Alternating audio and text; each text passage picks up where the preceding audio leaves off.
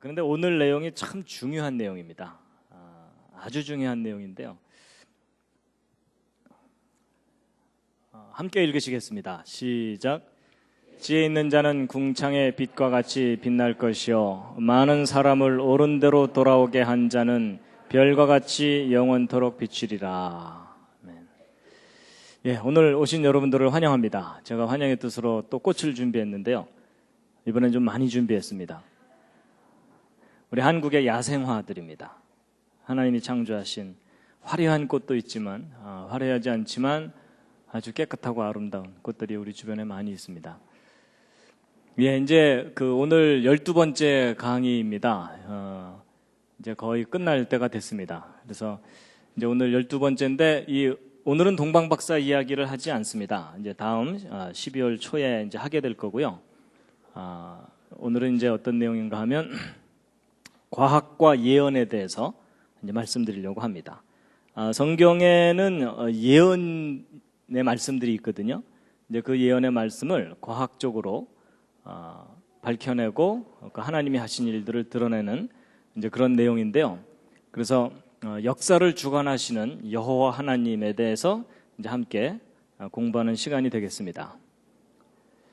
자, 이사야서 41장 말씀인데 함께 한번 읽으시겠습니다. 시작.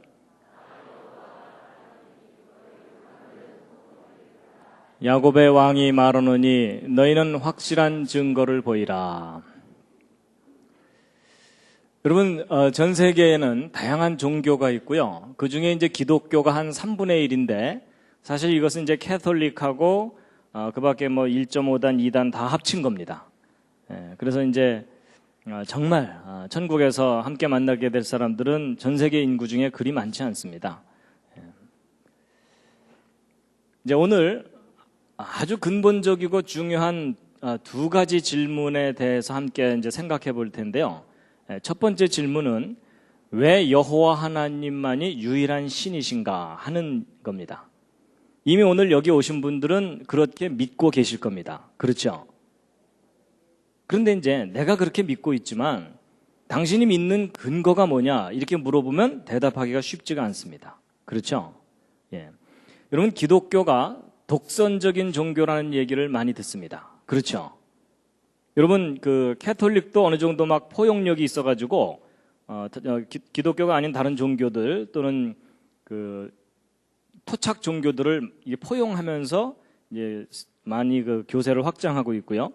뭐 불교도 뭐 다른 종교와 대화를 하자 이러면서 문을 열고 있거든요. 근데 유독 개신교, 이 기독교만은 우리만이 진리다, 예수만이 진리다 이러면서 고집을 피우고 있습니다. 그래서 이 개신교는 독선적인 종교다 이런 비판을 많이 받게 되거든요. 그렇죠? 근데 그런 비판을 받게 되면 별로 기분은 안 좋으시죠? 그러면서도 그냥 우린 끝까지 우겨야 돼 이러면서 버티고 있는 거잖아요. 왜 여호와 하나님만이 유일한 신이신가 하는 질문은요, 별로 교회에 다니는 분들이 많이 안 합니다. 잘 해결도 안 될 뿐만 아니라 괜히 저런 질문을 자꾸 했다가 믿음을 잃어버릴까 봐. 그렇죠? 제가 무슨 생각을 했었냐면요, 이제 어렸을 때는 뭐 어른들이 가르치니까는 그냥 이 성경이 진리인가 보다 이렇게 믿었는데 이제 대학을 들어가고 이러다 보면은 다양한 세계관을 가진 사람들을 만나게 되거든요. 그러다 보면은 내가 믿고 있는 바에 대한 혼란이 생깁니다. 내가 과연 믿는 게 정말 옳은 건가 하는 그런 혼란이 생기는데, 그래서 제가 무슨 생각을 해봤냐면, 내가 교회가 많은 나라에서 그것도 목사들로 태어나는 바람에 성경이 진리라고 믿고 있고 예수 그리스도를 그리고 또 여호와 하나님을 나의 유일한 구주요 또 신이라고 믿고 있는 게 아닌가 이런 생각이 드는 겁니다. 바꿔 얘기하면 제가 만약에 이슬람 문화권에서 태어나서 거기서 교육을 받고 자랐다면 이 정도 열심히라면 제가 지금쯤 뭐가 됐을 것 같습니까? 자살폭탄 테러단 팀장 정도는 했을 겁니다. 그렇죠? 제가 만약에 불교 국가에서 태어나서 거기서 교육을 잘 받았다면 제가 불교 대학 교수 뭐 이런 거 했을지도 모르잖아요. 근데 내가 교회가 많은 나라에서 태어나는 바람에 이제 성경이 진리인 줄 알고 믿고 있는 게 아닌가. 무슨 얘기냐면 종교라는 것은 환경에 의해서 결정되는 거지 무슨 절대적인 종교가 어디 있겠는가 이런 생각을 해볼 수 있다는 겁니다. 혹시 그런 생각 해보신 분 계십니까? 예, 그런 분들이 있으시거든요. 바로 이제 그런 거예요. 여러분들도 사실 여기 계시지만 객관적으로 냉정하게 생각해보면 여러분이 만약에 이슬람권에서 태어났다면 거기서도 예수를 믿을 가능성은 거의 없습니다. 맞죠? 그러면 환경에 의해서 종교가 결정되는 거라면 절대적인 종교가 어디 있겠느냐 이런 겁니다. 그런 의심 별로 안 해보셨죠? 괜히 제가 오늘 의심하게 해드리고 있나요? 그 다음에 그러면 이제 어쨌든 뭐 유일한 신이 한 분 있다고 치자고요. 근데 이제 문제는 왜 그 나사렛 예수 2000년 전에 그 나사렛 지방의 목수의 아들로 태어난 그 예수가 유일한 메시아 구원자인가 하는 거예요. 여러분 세상에는 자기가 메시아라고 주장하는 사람들이 꽤 많잖아요. 그렇죠? 문선명 씨도 그렇고 뭐 다 그렇잖아요. 내가 메시아다 이러면 그 옆에 있는 사람이 난 널 보낸 적이 없다 뭐 이러면서. 근데 역사상 그 수많은 인물 중에 왜 예수 그리스도가 유일한 메시아냐 하는 겁니다. 거기에 대해서 혹시 정답을 알고 계십니까? 이제 바로 오늘 그것에 대한 정답을 함께 이제 찾아보려고 하는데요. 여호와 하나님이 유일한 신이라는 객관적인 증거가 뭐냐라는 질문을 받았을 때 그때 대답할 수 있는 답이 있습니다. 바로 이제 오늘 읽은 이사야서 41장 말씀인데요. 다시 한번 읽어보시겠습니다. 시작. 너희 우상들은 소송을 일으키라. 야곱의 왕이 말하노니 너희는 확실한 증거를 보이라. 나 여호와가 말한다. 여러분 여호와라는 그 이름은 하나님의 고유한 이름입니다. 그렇죠? 그래서 야훼 하나님 또는 여호와 하나님 이렇게 하죠. 하나님의 고유한 이름에 대한 원래 발음은 사람들이 잃어버렸어요. 하도 오랫동안 발음을 안 했기 때문에. 근데 지금은 이제 우리가 여호와라고 이렇게 일단 그렇게 부르고 있을 뿐입니다. 그런데 그 여호와 하나님의 그 여호와라는 말의 가장 근본적인 뜻이 무엇이라고 보고 있냐면 모든 존재의 근원이다. 바꿔 얘기하면 창조자입니다. 그러니까 나 여호와가 말하노라 이것을 다른 말로 바꾸면 나 창조자가 말한다 이겁니다. 그리고 너희 우상들은 소송을 일으키라 이렇게 돼 있는데 여러분 그 소송은 다른 말로 하면 재판입니다. 그렇죠? 우상들아 다 나와라 나와 재판을 해보자. 그 다음에 야곱의 왕이 말하노니 이렇게 돼 있는데 왜 하나님께서 하나님 자신을 야곱의 왕이라고 표현을 하시냐면 야곱은 이스라엘 사람들의 뿌리가 되는 조상입니다. 그렇죠? 직접적인 조상이거든요. 그래서 야곱의 왕이라는 말은 무슨 말이냐면 이스라엘이라는 민족을 통해서 그 존재를 증거하시고 드러내는 하나님이시다 그런 뜻입니다. 그래서 그 하나님이 말한다 너희는 확실한 증거를 보이라 이렇게 되어 있는데 여러분 하나님께서 우상들에게 재판을 해보자고 말하는 겁니다. 근데 여러분 재판에서 이기려면 뭐가 필요합니까? 증거요. 그렇죠? 여러분 재판정에서 울면 되나요? 아닙니다. 심하게 울면 법정 소란죄가 추가됩니다. 그래서 여러분 재판에서 이기려면 결정적인 증거가 필요합니다. 그렇죠? 근데 여러분 이 말씀을 잘 들여다보면은 하나님께서는 확실한 증거가 있다는 겁니까? 없다는 겁니까? 일단 있다는 겁니다. 근데 그 증거가 무엇인지를 우리가 좀 알아야 되겠죠? 누가 진짜 신인지에 대한 증거를 내가 갖고 있다 이렇게 말씀하시니까요. 뭐일 것 같습니까? 이제 그 다음 구절이 참 중요한데요. 함께 읽으시겠습니다. 시작. 또 이전 일에 어떠한 것도 고하라. 우리가 연구하여 그 결국을 알리라. 여러분 미래에 일어날 일을 우리에게 얘기해봐라. 여러분 미래에 일어날 일을 미리 얘기하는 걸 뭐라 그러죠? 그게 예언입니다. 그리고 과거 일이 어땠는지도 말해봐라. 여러분 과거에 일어났던 일을 정확하게 진술하는 것을 뭐라 그러냐면 역사라고 얘기합니다. 그러니까 예언해봐라, 역사를 확인해봐라. 그걸 연구하면 결론을 얻게 될 것이다. 이렇게 돼 있습니다. 그럼 여러분 정리해보면 여호와 하나님이 유일한 신이시라는 객관적인 증거가 뭐라는 겁니까? 두 단어입니다. 예언과 역사입니다. 그래서 여러분 누군가가 여러분한테 당신이 믿는 그 여호와 하나님이 유일한 신이라는 객관적인 증거가 뭐냐 이렇게 누군가가 질문을 했다면 여러분이 그때 뭐라고 대답하시면 된다는 겁니까? 예언과 역사가 그 증거다라고 대답하시면 됩니다. 왜냐하면 이건 하나님 말씀이거든요. 그리고 이제 반복해서 또 나옵니다. 미래에 일어날 일을 보이며 또 나중에 일어날 일을 진술하라. 이 반복해서 나왔다는 얘기는 강조했다는 뜻이고요. 너희의 신됨을 우리가 알리라. 누가 진짜 신인지 알게 될 거다라는 겁니다. 그래서 오늘 이제 이 예언과 역사에 대해서 이제 말씀을 드릴 텐데요. 근데 이제 보통 신앙생활을 하면서 예언이나 이런 부분에 대해서는 사람들이 조심합니다. 왜냐하면 예언을 잘못 해석하고 잘못 적용했다가는 어떤 결과가 나오죠? 1.5단, 2단 이런 게 많이 생깁니다. 그렇죠? 그래서 예언은 임의로 풀어야 되는 게 아니라 객관적인 근거를 갖고 정확하게 그 예언을 해석하고 이해해야만 잘못된 길로 빠지지 않게 됩니다. 그래서 이제 오늘 예언에 대해서 이제 말씀을 드릴 텐데요. 예언이라는 게 도대체 무슨 의미가 있는 건가를 좀 설명드리기 위해서 예를 하나 들어드리면요. 옆에 청년이신가요? 아니면 결혼하셨나요? 아직 안 하셨습니까? 예. 제가 예를 들어도 되겠습니까? 예. 아직 안 하셨죠, 결혼요? 예. 여러분, 제가 이제 오늘 이제 지난 12주 동안에 이제 강의를 일단락 짓는 날이기 때문에 이제 기념으로 제가 예언을 하나 해도 되겠습니까? 아니, 뭐 예언이라는 것이 미래에 일어날 일을 미리 얘기하는 거니까, 예. 괜찮겠습니까? 예. 그럼 제가 이제 예언을 하나 하겠습니다. 저 형제한테요. 형제님, 언젠간 결혼하실 겁니다. 예언 끝. 아니, 어쨌든 미래에 일어날 일을 얘기한 거잖아요. 그렇죠? 하여튼 제가 이렇게 예언을 했어요. 근데 이제 나중에 저 형제가 결혼을 하게 됐어요. 결혼하는 날 너무 기뻐하면서, 그때 그 예언이 맞았어요. 이러면서 저를 한번 찾아올까요? 안 찾아올까요? 그렇게 막연한 예언이 맞는 것을 기뻐하면서 찾아올 일은 없죠? 그렇죠? 예. 그래서 이제 안 찾아올 거예요. 근데 제가 만약에 이제 저 형제에게 예언을 하기를 2000 몇 년 몇 월 며칠. 여러분 보통 결혼 날짜 맞추는 거 쉽습니까? 어렵습니까? 어렵죠. 그렇죠? 장소는 백악관 잔디바답. 일단 기분 좋아지시죠? 주례는 조지 W. 부시. 별로 안 좋아하시나요?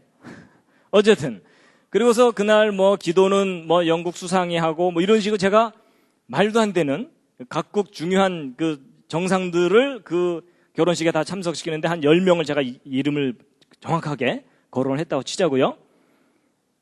그런 일이 일어나겠습니까? 일단 안 일어나겠죠? 그래서 이제 저 형제가 이제 그다음부터는 제 말을 주의 깊게 안 듣는 거예요.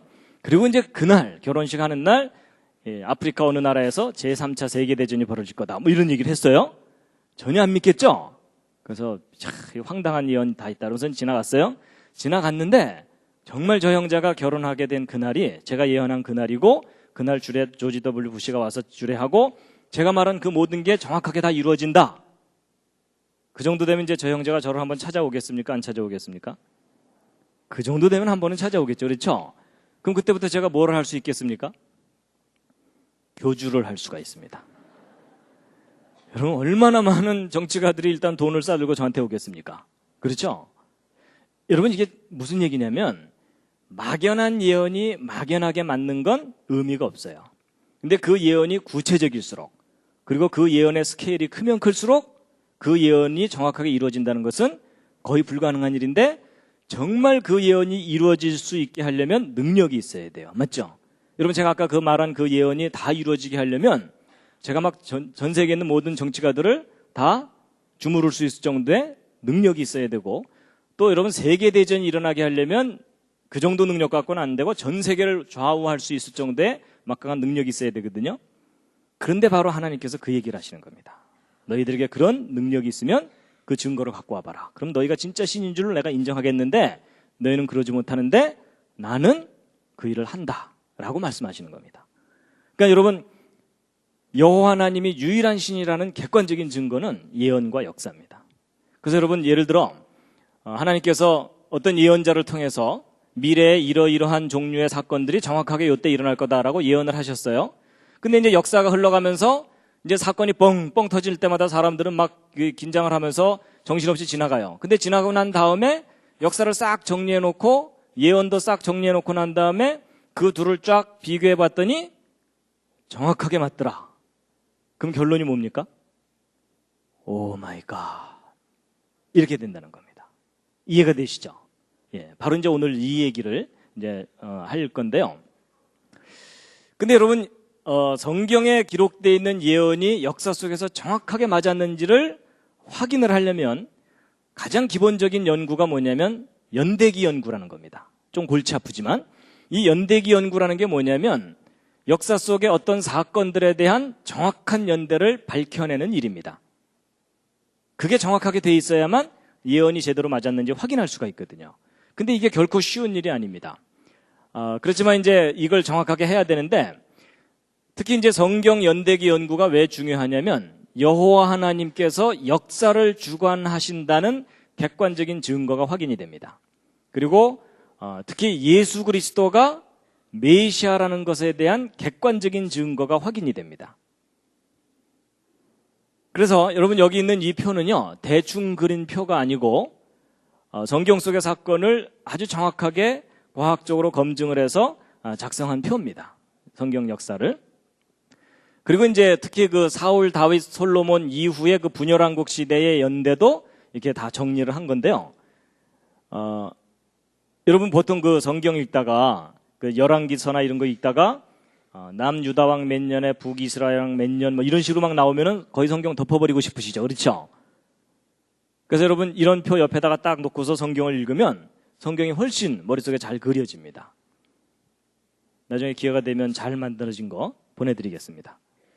그래서 여러분 이 연대기 연구가 제대로 반듯하게 돼 있지 않으면 역사도 예언도 그냥 제멋대로 자기 엿장수 마음대로 해석을 하게 돼 있는데 연대기 연구가 반듯하게 제대로 돼 있으면 역사와 예언을 정확하게 해석하고 이해할 수가 있게 됩니다. 그만큼 이제 연대기 연구가 중요한데 그런데 여러분 연대기 연구가 제대로 안 돼 있으면요 그 예언이 막 이렇게 부정확하게 맞으면은 사람들이 신뢰하지를 않게 됩니다. 그래서 이제 이 예언과 역사가 정확하게 이렇게 맞아야만 우리가 객관적으로 신뢰할 수 있는데 근데 이런 연대기 연구를 정확하게 하기 위해서 뭐가 필요하냐면 과학적인 연구가 필요합니다. 특히 천문학과 역법과 컴퓨터가 필요한데 여러분 시편 19편 1절에 함께 읽으시겠습니다. 시작. 하늘이 하나님의 영광을 선포하고 궁창이 그 손으로 하신 일을 나타내는도다. 여러분 하늘이 하나님이 하신 일을 나타낸다고 돼 있죠? 그럼 우리는 보통 이제 하늘에 있는 별들이 하나님께서 창조하신 걸 나타내는 건가 보다 이렇게 보통 그렇게 생각하잖아요. 근데 아닙니다. 이제 오늘 이야기를 들어보시면 알지만 여러분 하나님께서 해와 달과 별들을 만드신 이유가 뭐냐면 하나님께서 역사를 섭리하신다는 증거로 삼기 위해서 만드신 겁니다. 그래서 여러분 창세기 1장 14절을 보면 하나님께서 넷째 날 창조 넷째 날 해와 달과 별들을 만드시면서 그 만드신 첫 번째 목적으로 징조 이렇게 말씀하셨거든요. 그래서 하나님께서 역사 속에서 어떤 특별한 사건을 일으키실 때 하늘에 징조를 두셔가지고 사람들로 하여금 미리 알게 하거나 하나님이 하신 일이라는 것을 알게 하셨습니다. 그게 이제 해와 달과 별들을 만드신 첫 번째 목적입니다. 그래서요 예레미야서 31장을 보면은 조금 이해하기 좀 어렵지만 중요한 말씀이 나오는데요. 함께 한번 읽으시겠습니다. 시작. 나 여호와는 해를 낮의 빛으로 주었고 달과 별들을 밤의 빛으로 규정하였고 바다를 격동시켜 그 파도로 소리치게 하나니 내 이름은 만군의 여호와니라 내가 말하노라. 이 규정이 내 앞에서 패할진대 이스라엘 자손도 내 앞에서 패함을 입어 영영이 나라가 되지 못하리라. 자, 여러분 이 말씀이 무슨 뜻이냐면요. 여러분 이스라엘 자손을 내 앞에서 패한다 이렇게 되어 있는데 여러분 아까 언뜻 말씀드린 대로 이스라엘이라는 민족은 왜 하나님께서 이스라엘 민족을 택하셨냐면 이스라엘 민족을 통해서 하나님이 존재하신다는 것을 증거로 삼기 위해서 택하셨거든요. 그럼 이스라엘을 없앤다는 얘기는 하나님이 존재하신다는 증거를 없앤다는 뜻입니다. 근데 그게 마치 뭐하고 똑같으냐면 이 해와 달과 별들의 규정을 폐하는 것과 똑같다는 겁니다. 그러니까 거꾸로 이 해와 달과 별들의 규정을 폐하는 것은 이스라엘을 폐하는 것과 똑같다 그랬으니까 결국 하나님이 존재하신다는 증거라는 뜻입니다. 그러면 이제 이 해와 달과 별들이 하나님이 존재하신다는 증거와 무슨 관계가 있는 것인가 하는 건데 여러분 그 역사학자들이 나름대로 과거의 기록에 근거해서 역사를 정확하게 정리하려고 애를 써도 역사가 정확하게 정리되지 않는 경우들이 있습니다. 예를 들면 여러분 이스라엘 왕조 중에 이 녹색으로 된 연두색으로 된 이것이 남유다 왕조거든요. 근데 그 남유다 왕조에서 아마샤 왕과 우시야 왕이 공동으로 통치했던 기간이 있습니다. 근데 저게 역사 기록에는 안 나와 있고 단지 아마샤 왕이 통치했던 기간, 우시야 왕이 통치했던 기간만 역사 기록에 남아있는 경우가 있거든요. 그러면 역사학자들은 단 기록에만 의존하기 때문에 이 두 연대를 더해버립니다. 더하면 요만큼의 오차가 생기죠. 그렇죠? 근데 이제 기록이 정확하다고 믿기 때문에 저런 오차가 있는 줄을 모르고 그 이후 역사를 쭉 정리하게 되면은 그 이후 역사가 다 뒤틀리게 되죠. 근데 역사 속에 이런 일들이 간혹 있어요. 그러면 이 역사가 잘못 정리되어 있는 줄도 모르고 역사를 정리하다 보면은 성경이 틀려 보이는 경우가 있습니다. 그래서 이런 식으로 이제 역사를 잘못 정리해 놓고 나면 예를 들어 이런 게 있어요. 여러분 그 에스더서 알죠? 에스더가 그 아하수에로 왕 앞에 목숨을 걸고 나가서 자기 민족을 살려달라고 애원을 하러 이제 나가잖아요. 근데 역사가 저렇게 잘못 정리되어 있는 줄도 모르고 그냥 기존의 역사 기록을 그대로 믿고서 연구하던 학자들이 이상한 걸 발견했어요. 저렇게 잘못 정리된 역사를 이렇게 들여다봤더니 에스더가 아하수아랑 앞에 나갔을 때의 나이가 환갑이 넘어요.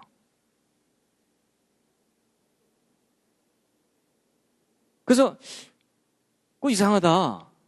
환갑이 넘은 할머니가 예쁘게 화장을 하고 왕 앞에 나가는데 왕이 그냥 반해가지고 나라의 절반을 주마 뭐 이랬잖아요.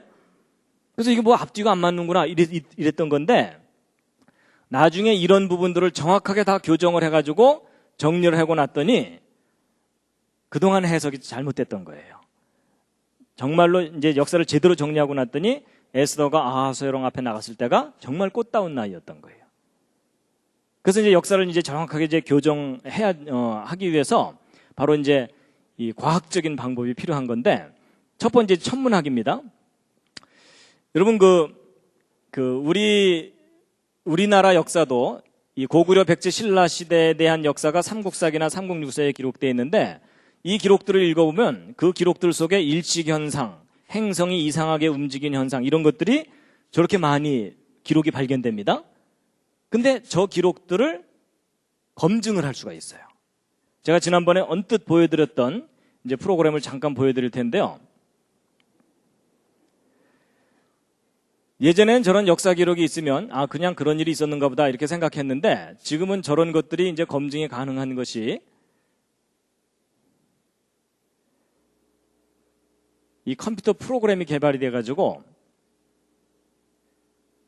여러분 이게 지금 한국에서 지금 이제 해가 졌죠? 이게 어두운 이제 밤입니다, 여기가. 한국에서 하늘을 바라봤을 때 하늘의 별들의 모습을 실시간으로 볼 수 있는 이제 컴퓨터 프로그램입니다. 그래서 지금 현재 하늘의 별자리들이 이렇게 이제 존재하고 있거든요. 근데 이것을 이제 실시간으로 이렇게 움직여 볼 수가 있습니다.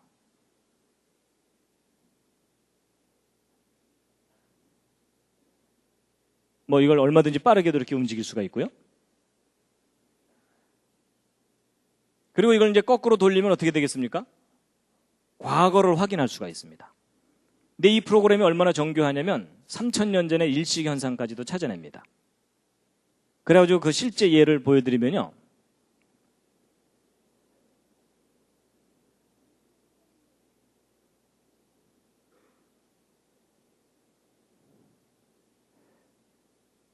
여러분 여기 보시면 미시 585년 5월 28일 날 지금 현재 터키 지방이에요. 터키 지방에서 리디아하고 이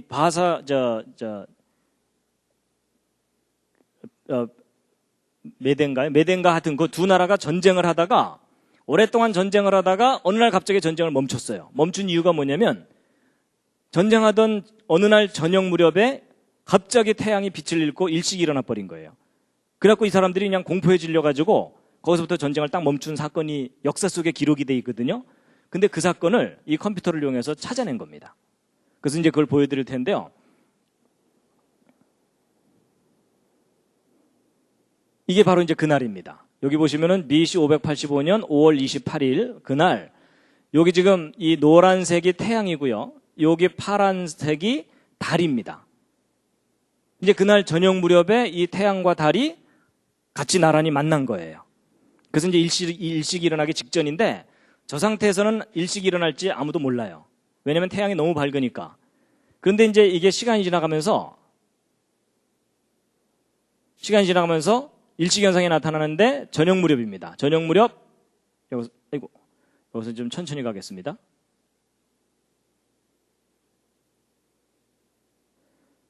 저녁 무렵에 보셨죠? 저게 BC 585년 5월 28일 날 있었던 그 역사의 기록에 있었던 그 일식 현상을 컴퓨터로 이용해서 검증한 겁니다.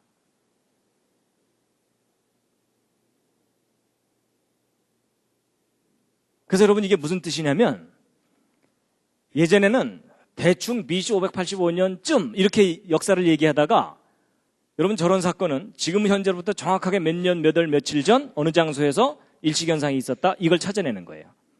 그러면 저게 뭐냐면 역사에 대한 절대연대가 되는 겁니다. 절대연대. 그래서 저건 움직이질 않아요. 그래서 역사 속에 어떤 절대연대가 되는 사건을 몇 개만 찾아내면 역사 전체가 일그러지지 않고 정리가 되게 돼 있어요. 그럼 나머지 사건들은 그 절대적인 점을 기준으로 해서 앞으로 몇 년, 뒤로 몇 년 이렇게 정리를 하면 역사 전체가 전체적으로 일그러지지 않고 정리가 되게 돼 있습니다. 근데 이게 컴퓨터가 개발되기 전까지는 불가능한 일이었어요. 왜냐하면 저거 하나 계산하려면 어떤 한 사람이 평생 계산해도 안 돼요. 숨 넘어가면서 아들한테 얘야 너도 뭐 이래야 돼요. 근데 오늘날은 개인용 컴퓨터로도 저게 다 검증이 됩니다. 원리를 이해하시겠죠? 그래가지고 바로 이런 방법을 이용해서 성경 속에 나타난 어떤 사건들에 대해서 절대적인 연대들을 찾아내기 시작했어요. 그러고 나서 성경 역사를 다시 정리해봤더니 그동안 삐뚤빼뚤하게 잘못 정리했던 역사들이 많이 오류가 다 이제 회복이 된 겁니다.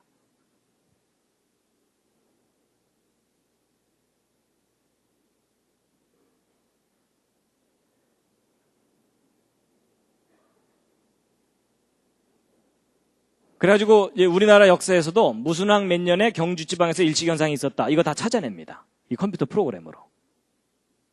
그래서 바로 이런 절대 연대들을 찾아내서 역사를 이제 검증하는 게 있고요. 이건 이제 설명인데 오늘 이거 설명 일일이 했다가는 시간이 많이 가니까 좀 넘어가겠습니다. 그 다음에 이제 달력을 이용해서 역사를 또 검증하는 방법이 있습니다. 이 역사를 정확하게 찾는 방법. 뭐냐면, 여러분 이 지구가 태양을 한 바퀴 돌 때를 1년이죠? 1년이 며칠이죠?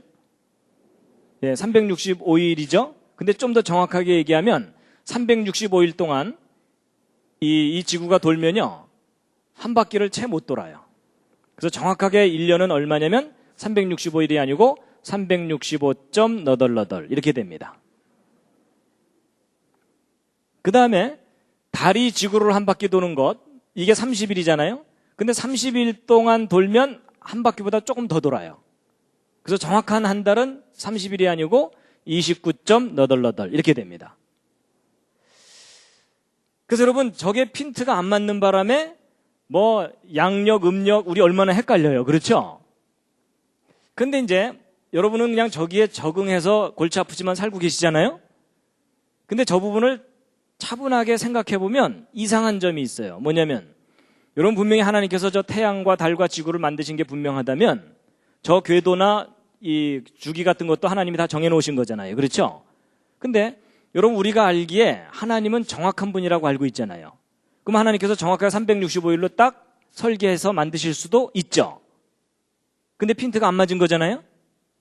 자, 그럼 여러분 대답해 보세요.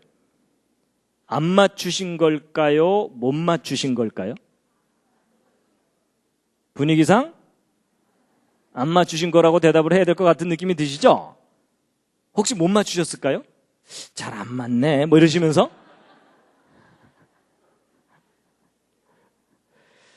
여러분 저게요 일부러 안 맞추신 거예요. 저도 왜 저렇게 안 맞추셨는지 몰랐는데 설명을 듣고 나서 제가 무릎을 치면서 감탄을 했어요. 여러분 저렇게 핀트를 어긋나게 해놓으신 게 우리 사람들로 하여금 역사를 잃어버리지 않게 하기 위해서 일부러 저렇게 하신 거예요. 역사를 보존하시기 위해서. 무슨 말이냐면 여러분 하나님께서 이렇게 너덜너덜하게 하지 않으시고 정확한 것을 자랑하시기 위해서 예를 들어 1년 360일, 한 달 30일 이렇게 딱딱 맞아떨어지게 하잖아요. 그럼 어떤 일이 벌어지냐면 예를 들어 1980년 5월 18일 날 미국에서 세인트 헬렌에서 화산 폭발했다는 얘기를 제가 지난번에 언뜻 그랜드 캐년 얘기할 때 했었죠. 그랬을 때 여러분 어떤 사건을 양력으로도 표기하고 음력으로도 표기할 수가 있잖아요. 근데 하나님께서 이렇게 딱딱 맞아떨어지게 해놓으시면은 연도가 바뀌어도 양력과 음력의 조합이 변하지가 않아요. 그렇죠? 그럼 지금이야 몇십 년 전 일이니까 기억을 하겠지만 1000년, 2000년 지난 후에 역사 기록을 봤더니 이 연도가 지워져 있는 거예요. 이 뒤에 기록만 남아있고 그럼 여러분 이 뒤에 있는 요 기록만 가지고서 이 사건이 언제 몇 년도에 일어났는지 알아낼 수가 있어요? 없어요? 알아낼 수가 없어요. 그렇죠? 그런데 하나님께서 절묘하게 이렇게 너덜너덜하게 해놓으시는 바람에 연도가 바뀔 때마다 양력과 음력의 조합이 달라져요. 그렇죠? 근데 이런 조합을 가진 연도는 몇 년도밖에 없겠어요? 1980년밖에 없는 거예요. 이해가 가세요? 그래서 여러분 역사 속에 어떤 사건에 대해서 두 가지 종류의 달력으로 표기가 돼 있잖아요. 그럼 그 사건은 꼼짝 말아요.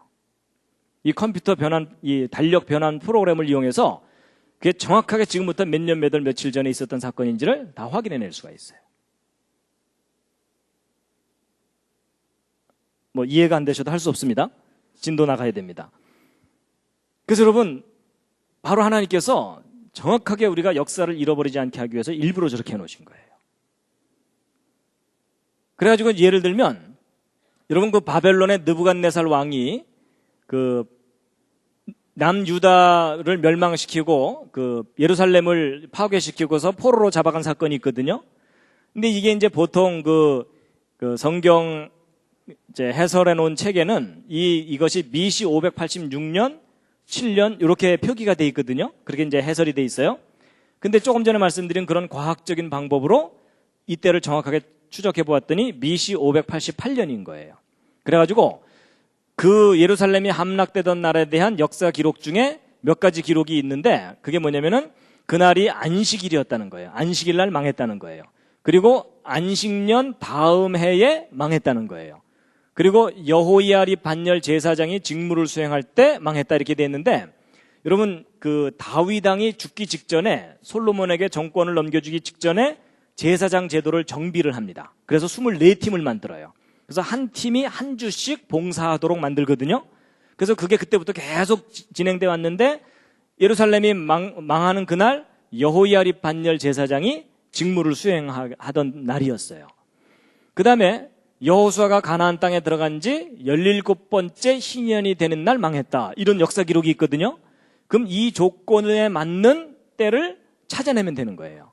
그래가지고 이제 이게 그 달력 변환 프로그램인데 요걸 이제 확대한 것이 이제 요 밑에 거니까 요걸 보시면요. 여러분 지금 현재 여러분과 제가 쓰고 있는 달력은 그레고리안 달력이라 그래서 이제 그 양력 달력입니다. 근데 이제 이 달력이 있기 전에는 율리우스력이라 그래서 여러분 그 줄리어스 시저 아시죠? 줄리어스 시저가 이집트에 가서 봤더니 달력이 너무 좋거든요. 우리 이거 좀 갖다 쓰자 해가지고 자기가 가지고 가서 만든 달력이 줄리우스 달력입니다. 율리우스력. 근데 이걸 오랫동안 쓰다 보니까 또 핀트가 안 맞아가지고 그걸 개정한 달력이 그레고리안 달력이에요. 그리고 이제 이집트 달력이 또 두 가지 종류가 있고 올림픽 달력, 신년 달력, 안식년 달력, 제사장 달력 이렇게 있거든요. 그래갖고 이제 이건 달력 변환 프로그램인데 아까 말씀드렸던 요 네 가지 조건을 만족시키는 때를 정확하게 찾아봤더니 BC 588년 7월 31일이에요. 무더운 여름. 그래서 그날이 안식일이고요. 안식일이 원래 토요일인 거 아시죠? 그리고 안식년 다음 해고 마띠아 반열에서 여호야립 반열로 제사장 직무가 넘어가던 그날 망한 거예요. 그리고 이제 그날이 그 유대 기록에는 아부월 7일이었다 이렇게 돼 있어요. 그래서 아부월 7일이면서 이런 조건들을 만족시키는 때는 BC 588년밖에 없어요. 7월 31일. 그래서 다른 연도를 보면은 BC 586년이나 587년을 보면은 요일이 다 안 맞아요. 그래서 이런 식으로 성경 역사를 정확하게 찾아내는 겁니다. 과학적인 방법으로. 그래갖고 이제 바로 이런 표들 이제 다 정리해서 만든 건데요. 좀 이따 시험 보겠습니다. 오늘 내용이 이해하기가 조금 어려우신 분들은요, 나중에 이제 그 복습을 하시기 바랍니다. 인터넷에 그 동영상을 다시 보시면서요. 근데 오늘 내용이 정말 중요합니다. 여러분, 우리가 보통 하나님께서 역사를 섭리하신다 이렇게 고백은 하지만 그 구체적인 지식은 우리가 별로 없잖아요. 그렇죠? 근데 오늘 그 구체적인 지식을 이제 전해드리는 건데요. 자, 이제 요나서와 예수 그리스도라는 제목의 그 증거를 하나 이제 소개해드리겠습니다. 여러분, 요나 선지자 아시죠? 예, 요나 선지자는 BC 763년에 이스라엘의 선지자였는데 그 당시 아시리아의 큰 성읍인 니느웨에 가서 회개를 외쳤던 선지자입니다. 그렇죠? 예. 자, 여러분, 이 요나서가 아주 중요한 이유가 있습니다. 마태복음을 보면 예수님께서 요나에 대해서 거듭해서 말씀을 하시는 내용이 나오는데요. 자, 일단 마태복음 12장에 있는 말씀 38절부터 40절까지 말씀 뭐라고 기록됐는지 한번 읽으시겠습니다. 시작. 그때 서기관과 바리새인 중 몇 사람이 말하되 선생님이여 우리에게 표적 보여주시기를 원하나이다. 예수께서 대답하여 가라사대 악하고 음란한 세대가 표적을 구하나 선지자 요나의 표적밖에는 보일 표적이 없느니라. 요나가 밤낮 사흘을 큰 물고기 뱃속에 있었던 것 같이 인자도 밤낮 사흘을 땅속에 있으리라. 여러분, 이 서기관과 바리새인들이면 그때 당시 유대 지도자들입니다. 그 지도자들이 예수님께 와가지고서 표적을 보여달라고 얘기를 하는데, 여러분, 이 표적은 기적이 아닙니다. 기적은 이미 예수님께서 막 눈먼 자들을 고치시고 많이 보여주셨어요. 그래서 이 사람들이 원하는 건 단순한 기적이 아니라 영어로 miraculous sign이라고 표현되는데 이게 뭐냐면 증거를 보여달라는 겁니다. 근데 무슨 증거를 보여달라는 거냐면 요점이 당신이 메시아냐? 메시아라면 메시아라는 증거를 내놔라. 그 얘기입니다. 왜냐하면 그때 사람들은 그게 제일 관심이 있는 부분이었거든요. 근데 거기에 대한 예수님의 대답을 한번 분석해 보시면, 자, 3단계로 대답을 해보세요. 일단 예수님에게 메시아라는 증거가 있다는 겁니까? 없다는 겁니까? 일단 있다는 거예요. 맞죠? 근데 그 증거가 뭐라는 겁니까? 요나의 표적이라는 거죠. 근데 한 가지 더. 요나의 표적 말고도 있다는 겁니까? 요나의 표적 밖에는 없다는 겁니까? 예수님의 대답이 요나의 표적 밖에는 없다고 말씀하셨죠? 그럼 여러분, 예수 그리스도가 메시아라는 증거는 뭐밖에 없는 거예요? 요나의 표적밖에? 그런데 그러면 좀 이상한 게 있어요. 여러분, 뭐 이사야서나 시편이나 이런 데 보면은 메시아에 대한 예언이 많이 있잖아요. 그렇죠? 그럼 그것은 예수님의 메시아라는 것에 대한 증거가 아니라는 말이냐? 그게 아니고요. 여러분, 그 법정에 우리가 증거를 제출할 때 별로 중요하지 않은 증거들도 있지만 결정적인 증거라는 게 있죠. 그거 하나만 내밀면 모든 재판이 끝나는 결정적인 증거라는 거 있죠? 여기서 이야기하는 증거는 그 결정적인 증거를 의미합니다. 그러니까 예수 그리스도가 메시아라는 결정적인 증거는 무엇밖에 없다고요? 요나의 표적밖에는 없다는 거예요. 그럼 여러분, 누군가가 여러분한테 당신이 예수를 메시아라고 믿는 객관적인 증거가 뭐냐? 그리고 결정적인 증거가 뭐냐라고 물어보면 여러분 뭐라고 대답하시면 된다는 겁니까? 요나의 표적이 예수 그리스도가 메시아라는 결정적인 증거다라고 대답하시면 되는데, 문제는 내용을 알아야 그 다음 말을 대답하죠. 그렇죠? 그래서 오늘 이제 왜 요나의 표적이 예수님이 메시아라는 결정적인 증거인지에 대해서 이제 알려드릴 텐데요. 보세요.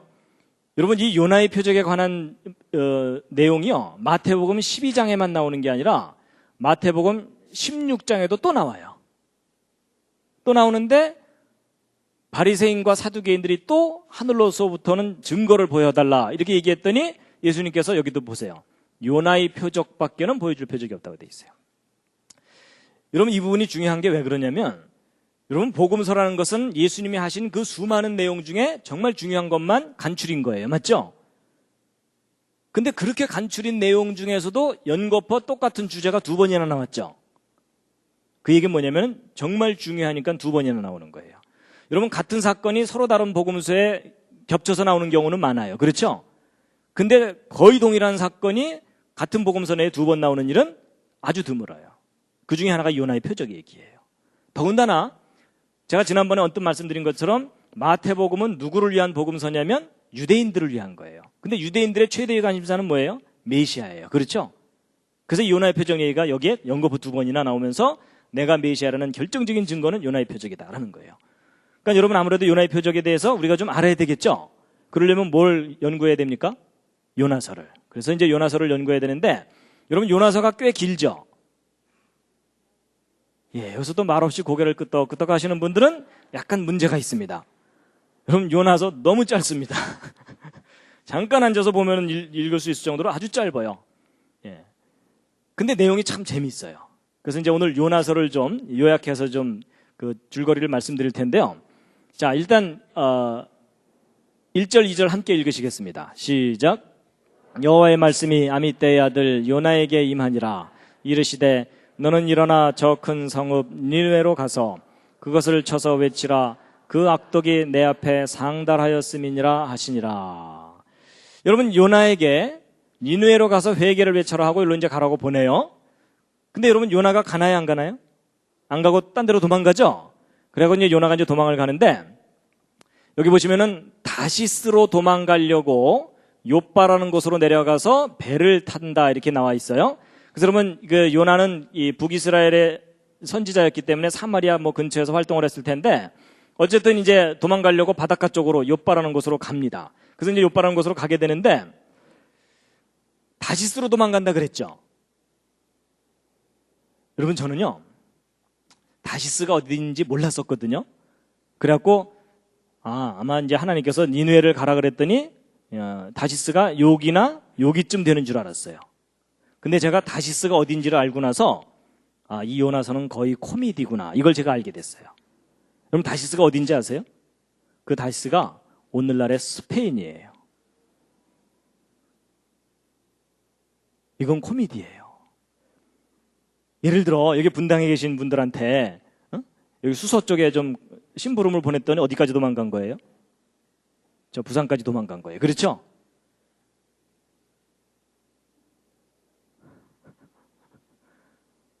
그러니까 여기 좀 다녀오라 그랬더니 여기까지 도망간 거예요.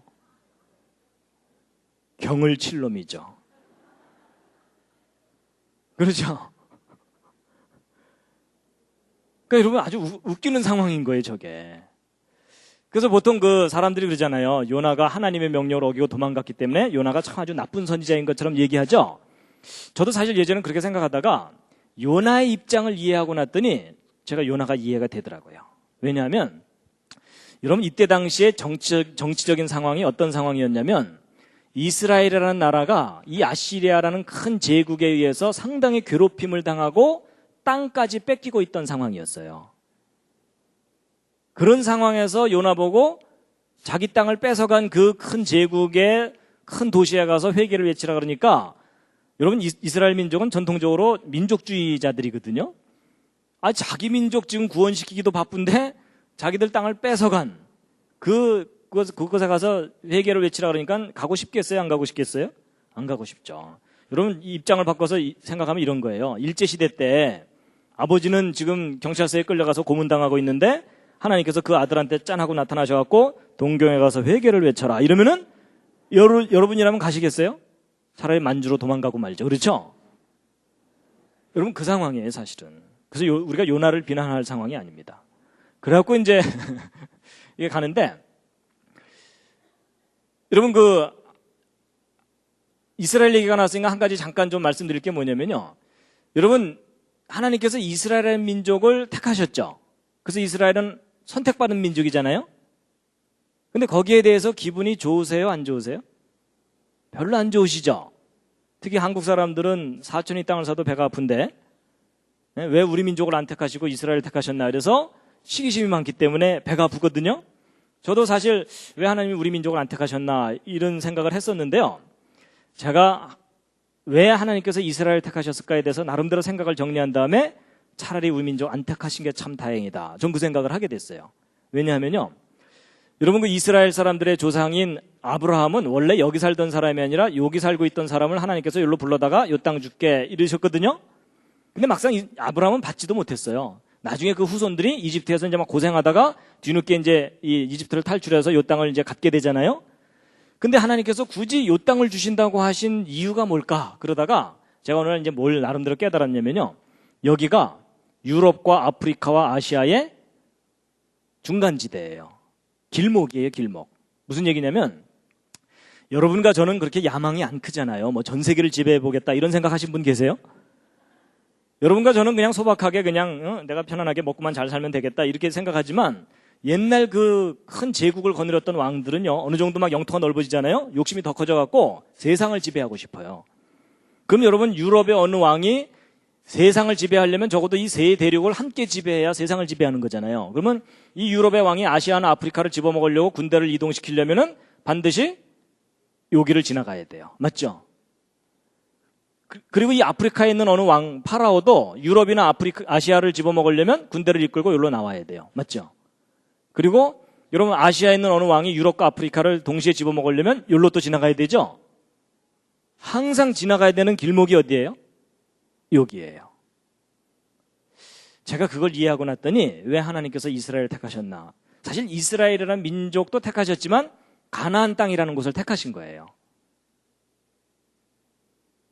여러분 세계를 지배하려는 왕이 엄청난 군대를 이끌고 지나가야 되는 길목이 바로 이스라엘 땅이에요. 그럼 생각해 보세요. 여러분 캠퍼스 잔디밭이 이렇게 있는데 학생들이 시간 급하다고 막 가로질러 가는 곳 있잖아요. 그렇죠? 거기 잔디 살아남아요? 못 살아남아요? 뿌리채 뽑혀서 너덜너덜해져요. 그렇죠? 그럼 그 잔디밭 지키려면 어떻게 해야 돼요? 꼬마 세워두면 되나요? 아치 지나가지 마세요. 이러면 되나요? 아니에요. 힘센 사람이 뜩 버티고서 야 돌아가 이래야 되잖아요. 그렇죠? 하나님이 바로 그거예요. 하나님께서 자기 백성을 요 정말 위험한 지역에다 두신 거예요. 그래서 그 이스라엘 민족에게 뭐라 그러신 거냐면 야 니네들이 내 말 잘 들으면 그 주변의 국가가 아무리 강해도 너희가 안전할 거다. 보장하마. 그런데 너희가 내 말 안 들으면 고생 꽤나 할 거다. 요놈들아. 뭐 이러신 거예요. 뿌리채 뽑혀서 포로로 잡혀갔다 돌아오기도 하고 심지어 전 세계로 흩어지기까지 할 거다. 그런데 내가 요거 하나는 약속한다. 뭐냐? 마지막 때가 가까이 오면 이 민족이 전 세계로 흩어져 있을지라도 요 자리로 다시 돌아오게 할 거다. 그런데 너희들이 그렇게 되는 걸 사람들이 보게 되면 정말 지혜가 있고 깨달을 수 있는 사람이라면 이게 우연히 일어나는 일이 아닌 줄 알 거다. 전능한 누군가가 너희를 지키는 줄 알게 될 거다. 이해가 되시나요? 제 생각에 동감 안 하셔도 됩니다. 그러고 났더니 왜 하나님께서 자기 백성을 여기다 두셨는지 이해가 되더라고요. 강하신 분이 지키시는 거예요. 그러면 그 민족이 그 틈바구니에서 끝까지 살아남는 걸 보거든 누군가가 전능하신 분이 지키는구나 라고 깨달으라는 얘기예요.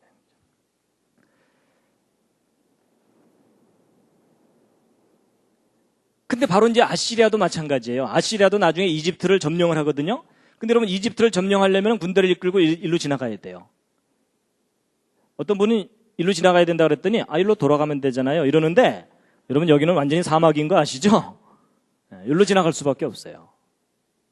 근데 여러분 요 길목에 있는 조그만 민족 하나가 딱 하면서 통행세네 이러면은 얼마나 얄미워요. 그렇죠? 그래서 여러분 아시리아의 경우도 이집트를 점령하기 위해서, 왜냐하면 이집트의 나일강을 따라서 엄청난 식량이 있거든요. 이 식량이 있으면 전 세계를 지배할 식량이 생기거든요. 그러니까 여기로 이제 가는데 여기 딱 길목에 버티고 있으니까 여기를 강하게 압제를 해야 되는 상황이에요. 그런 상황에서 이제 막 땅도 뺏어가고 막 그랬던 상황인데 이제 그 상황에서 이제 요나 보고 가라 그랬더니 도망간 거죠. 근데 요나가 성공하나요? 실패하나요? 실패합니다. 그리고 이제 여러분 이제 그 스토리는 대략 아시니까요. 요점만 말씀드리면 하나님께서 이제 배 타고 도망가는 요나를 이제 큰 풍랑을 일으키셔갖고 배를 파손시킬 정도까지 합니다. 근데 사공들은 두려워갖고서 이제 막 물건들 버리고서 막 살려달라고 난리를 치고 있는데 요나는 배 밑에 내려가서 쿨쿨 자고 있어요. 그래갖고 선장이 이제 화가 나서 이제 너 어떻게 된 거냐 뭐 이렇게 물어보거든요. 이제 그래가지고 그래도 해결이 안 되니까 이제 그 사람들이 야 우리 제비를 뽑자. 여러분 제비를 뽑는다는 말은 재판을 한다는 뜻입니다. 그 책임이 누구한테 있는지 확인하는 거거든요. 그랬더니 누구한테 당했어요? 요나가 걸렸죠? 이걸 뭐라고 표현해요? 딱 걸렸다고 표현해요. 그래서 요나가 딱 걸렸어요. 그래갖고 이제 잡아다가 너 어떻게 된 거냐 이렇게 물어봤더니 내가 지금 하나님을 경외하는 사람인데 하나님의 명령을 어기고 좀 도망가는 중이다. 이랬더니 이제 이 사람들이 정말 두려워하는 거예요. 두려워하는데 그래도 해결이 안 되잖아요. 그러니까 이제 요나가 드디어 해결책을 내놓습니다. 차라리 나를 들어서 바다에 던져 죽여라. 그럼 너희들이 구원을 받을 거다. 이랬더니 정말 바다에 던져버렸어요. 그래서 바다에 던졌더니 어떻게 됐어요? 풍랑이 곧 그쳐버렸죠? 근데 여러분 이 사건이 예수 그리스도에 대한 예언적인 사건입니다. 여러분 이때 바다에서 일어났던 이 사건이 예수님 때하고 상황이 너무나 비슷해요. 여러분 요나 때의 이방인 선장은 예수 그리스도 때의 총독 빌라도를 생각하게 하고 그 다음에 요나는 그때 당시 히브리인으로서 배에 탔잖아요. 근데 예수 그리스도께서도 히브리인의 혈통으로 태어나셨죠. 그렇죠? 그래서 히브리인의 혈통으로서 로마 제국이라는 배를 타고 있었어요. 그리고 제비뽑기를 했는데 이 제비뽑기는 재판이라 그랬죠. 그래서 예수님이 재판을 받으시는데 바다에 던져지게 된다는 것은 십자가에 처형을 당해서 죽임을 당한다는 뜻이에요. 그랬더니 결론이 어떻게 됐어요? 요나 때에는 폭풍이 그쳤지만 예수님 때에는 세상이 구원을 받게 돼요. 뭔가 닮았죠? 이게 무슨 얘기냐면 이 배에서 있었던 상황을 가지고 예수님 때에 일어날 그 중요한 주제를 예언을 하신 거예요. 그래서 여러분 이때 이방인 선장하고 총독 빌라도의 닮은 점이 뭔지 아세요? 둘 다 사형권을 갖고 있는 존재예요. 여러분 로마 제국이 식민지들을 다스릴 때 나름대로 자기들끼리 자체적으로 왕을 세워놨거든요. 왕이나 뭐 이런 존재들을 세워놨는데 그 대신 사형권을 안 줬어요. 사형권은 파견한 총독에게만 주었어요. 그래서 여러분 대제사장이 예수님을 잡아다가 죽이고 싶었는데 자기들은 권한이 없으니까 빌라도에게 끌고 간 이유가 바로 그거예요. 우리는 사형권이 없으니까 제발 이 예수 좀 죽여달라 하고서 끌고 가게 된 겁니다. 근데 여러분 배에 타면요 배가 출항하는 순간부터 선장은 사형권을 갖습니다. 즉결 처분권을 가져요. 닮았죠? 그래서 여러분 이런 것들을 뭐라 그러냐면 정황 증거라고 얘기해요. 이게 예수님이 메시아라는 결정적인 증거는 아직 아니에요. 이제 결정적인 증거는 나중에 말씀드릴 겁니다. 그래서 이제 하나님께서도 큰 물고기를 예비하셔갖고 이제 요나를 삼키게 했는데 요나가 3일 3야 동안 물고기 뱃속에 있었다가 돼 있는데 저건 예수님이 무덤에 들어있던 기간이 아닙니다. 무덤에 들어있던 기간은 3일보다 훨씬 짧아요. 그럼 저건 뭐냐? 예수님이 고난받으신 전체 기간을 의미해요. 어둠의 세력에게 순응했던 기간.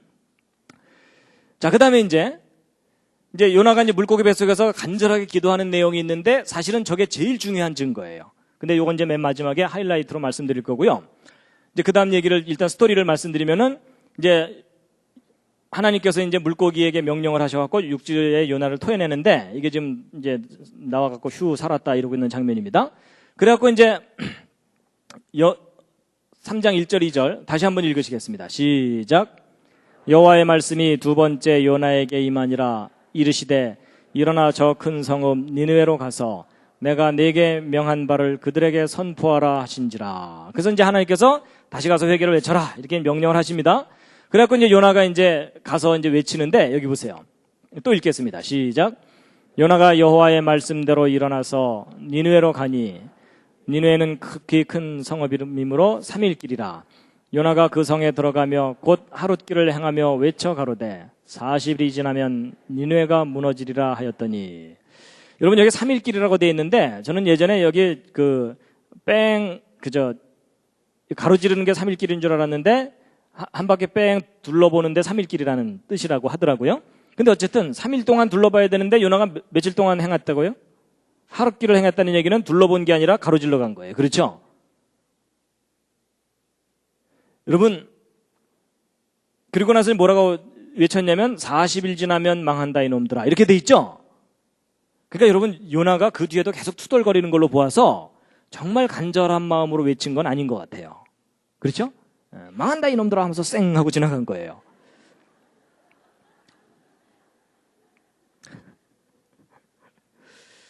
그런데 요나서의 두 번째 코미디가 나옵니다. 정말 니느웨 사람들이 회개해요, 안 해요? 회개를 해요. 그래갖고요, 니느웨 백성들이 막 금식을 선포하고, 그 다음에 왕까지도 조복을 벗고 굵은 벼를 입고 재에 앉은 다음에 또 뭐라 그래요? 그 다음 보면요, 먹지도 말 것이며 물도 마시지 말라는 얘기는 단식이에요, 단식. 그렇죠? 금식 정도가 아니라 단식이에요. 그리고 힘써 여호와께 부르짖을 것이다. 그래서 막 왕까지 나와서 그러거든요.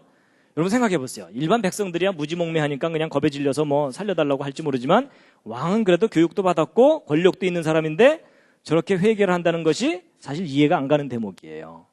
근데 여러분 정말 저런 일이 일어났다고 믿으세요?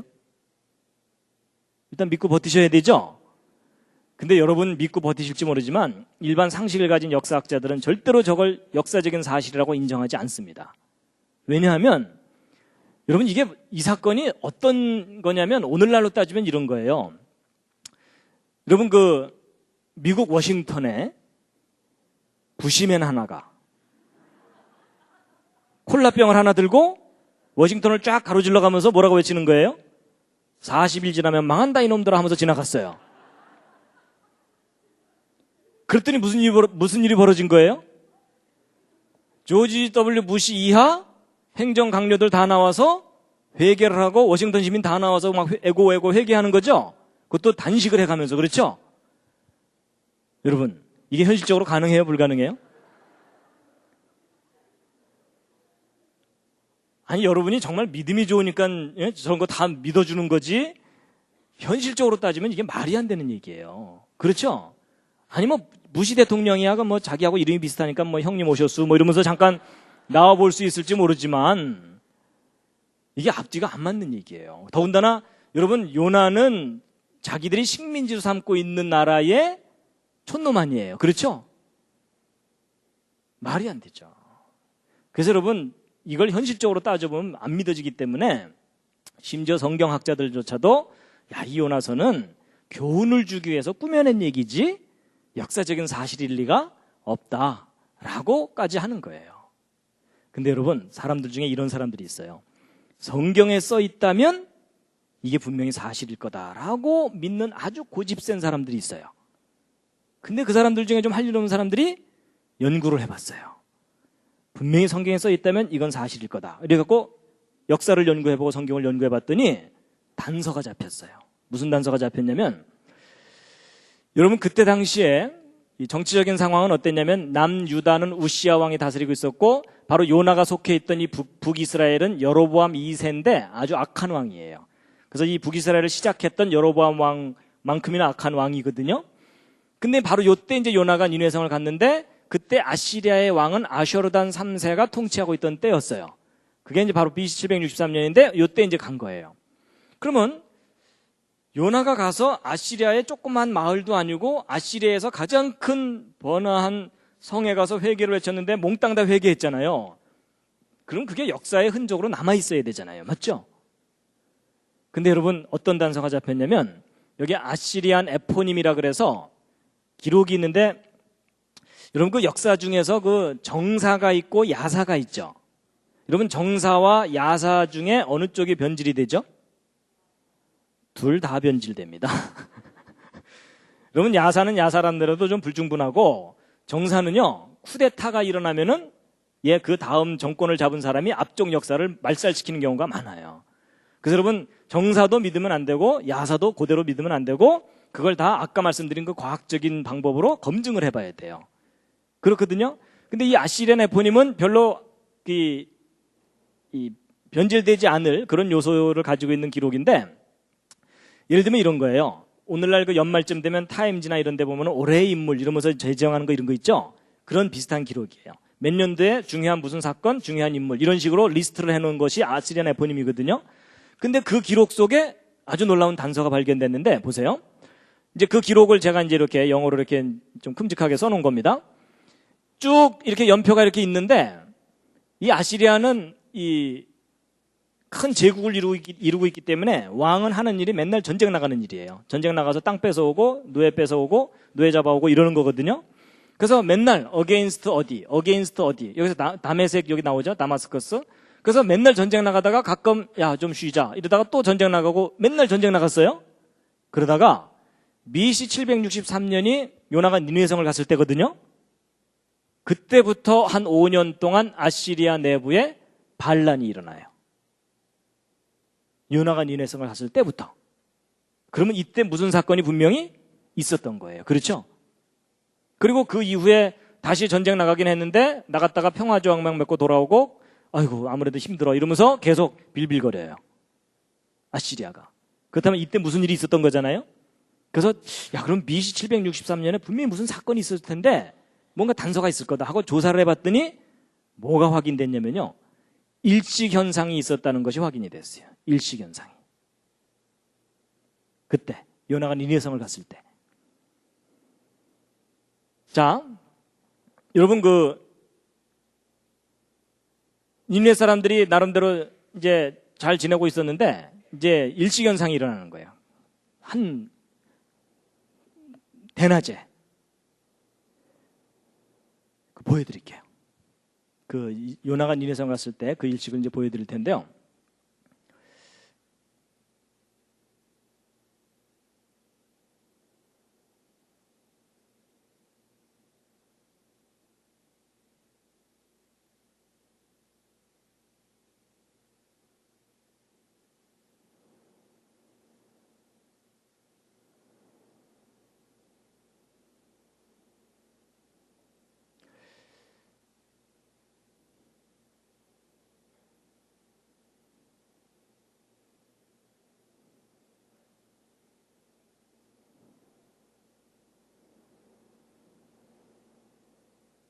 예.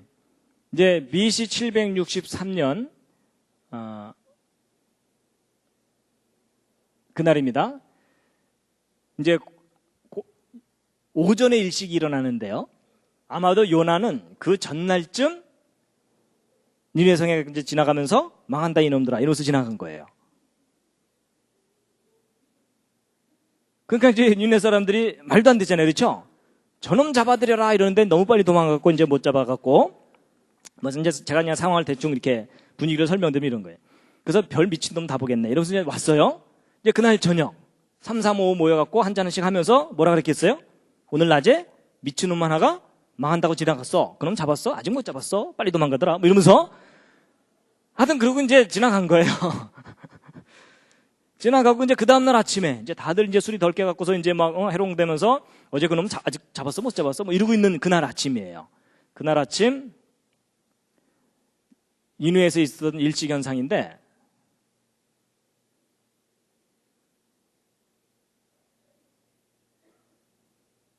여덟 시 9시 쯤입니다. 예. 여러분 보시면 요 아까 이 해하고 달이 가까이 이렇게 있죠? 가까이 있는데 이제 요때부터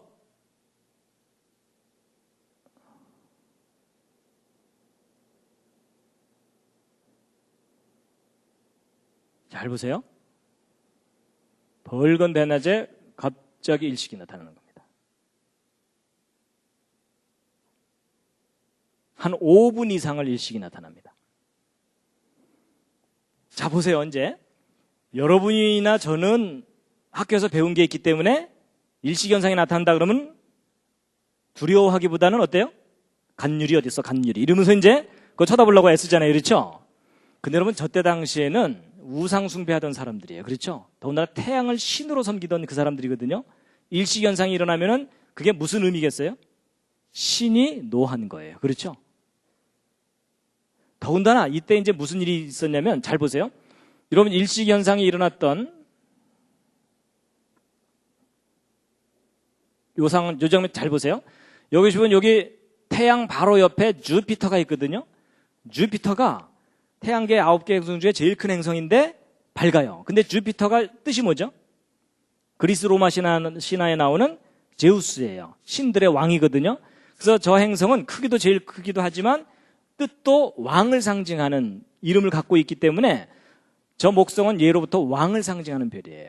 그래서 왕의 운명을 점칠 때 저 별을 연구했어요. 근데 바로 일식이 일어나는 그 바로 옆에 왕을 상징하는 행성이 그 옆에 딱 있는 거예요. 그럼 여러분 일찍 일어나면 신이 노한 거잖아요. 신이 노하면 민심이 흉흉해져요. 맞죠? 더군다나 아시리아라는 제국은 다민족 국가예요. 워낙 많은 사람들을 이제 제국을 넓혀놨기 때문에. 그럼 다민족 국가면은 정적들이 많아요.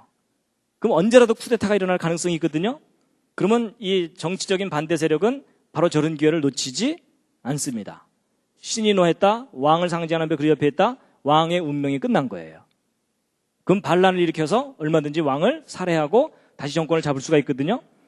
그러면 근데 이제 문제가 뭐냐면 저게 그냥 일어난 게 아니라 바로 전날 어느 미친놈 하나가 뭐라고 하고 지나갔어요? 40일 지나면 망한다고 지나갔잖아요. 그렇죠? 그 말이 괜한 소리가 아닌 것처럼 들리는 거예요. 그렇죠? 상황이 이제 짐작이 가시죠?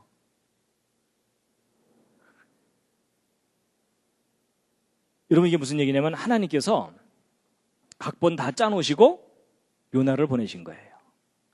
여러분 이 일시현상이 이때 정확하게 일어나게 하려면 이거 언제부터 계획되어 있어야 될 것 같습니까? 잘 생각해 보시면 창조 때부터예요. 맞죠? 그렇죠? 막 목성 저쪽에 있는데 야 잠깐 일로 와라. 내가 좀 필요하다. 이럴 수도 없고요. 그렇죠? 그럼 창조 때부터 계획되신 거예요. 그러니까 하나님께서 그러신 거예요. 야 내가 각본 다 짜놨으니까 너 좀 가줄래? 이랬더니 도망가는 거예요. 그렇죠?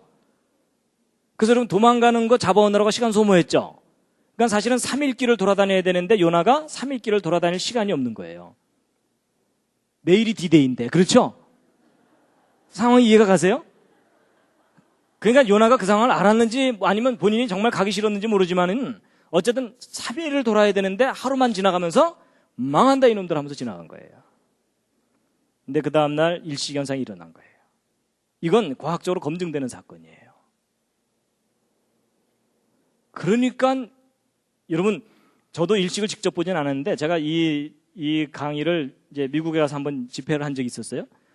끝나고 나더니 어떤 분이 자기 경험을 얘기해 주시더라고요. 자기가 일시현상을 직접 겪었대요. 어느 날 아침에 뉴스에 일시현상이 있다는 뉴스가 나왔는데 그 뉴스를 못 들은 거예요. 못 듣고서 자동차를 몰고 하이웨이를 가고 있는데 갑자기 일식이 나타났다는 거예요. 갑자기 밝았던 부분에 태양이 어두워지면서 깜깜해지더래요. 근데 이분이 꽤 배운 분이고 그리고 신앙이 있는 분이었거든요. 그런데도 갑자기 일식이 나타나니까 공포감이 막 이 속에서 막 공포감이 드는데 막 두려움이 엄습을 하더라는 거예요. 그러니까 배웠고 이 신앙이 있는 분인데도 막 공포감이 드는데 우상 숭배하던 사람들한테는요 절대적인 공포감이 들면서 집단 히스테리라 그러나요? 하여튼 그런 현상이 나타나는 거예요. 그러니까 막 민심이 흉해지고 난리가 나니까 차라리 왕도 여러분 그 정도 되면요 왕은요 자기가 회개하고 싶지 않아도 자기 정권을 유지하기 위해서라도 쇼라도 해야 돼요. 맞죠? 그래서 단식을 선포하고 회개하라 이렇게 된 거란 거죠. 그래서 참 소설같이 여겨졌던 그 요나의 사건이 과학적으로 지금 검증된 그런 것을 이제 알려드리는 겁니다.